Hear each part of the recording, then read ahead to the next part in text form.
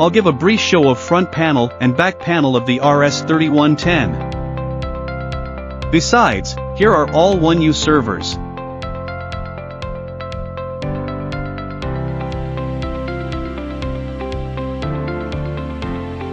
Before installation, make sure the following conditions are met.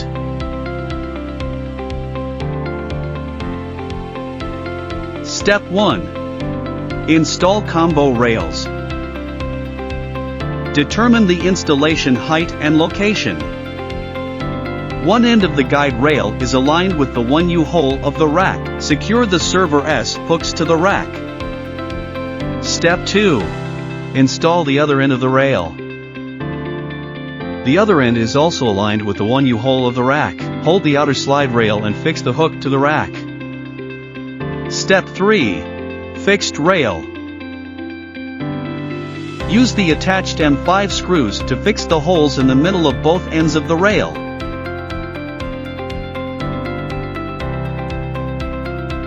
Step 4. Installing the server into the rack. System installation method. Option 1 of 2. Take out the inner slide rail from the guide rail. Install them on the side of the server respectively to ensure that the buckle position is locked.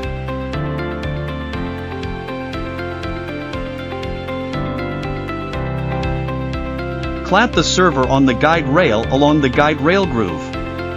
Push the fixed switches on both sides of the slide rail by hand, and slowly push the slide rail, and the server will return to the rack.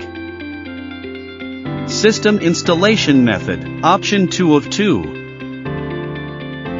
Pull out the two inner slide rails in the guide rail respectively. When there is a sound that the lock is fixed, it means that it has been drawn to the end. One person lifts the server. Another person aligns the inner slide rails with the holes on both sides of the server and locks them in place. Push open the fixed switches on both sides of the slide rail with your hands, and slowly push the slide rail to allow the server to return to its position inside the rack.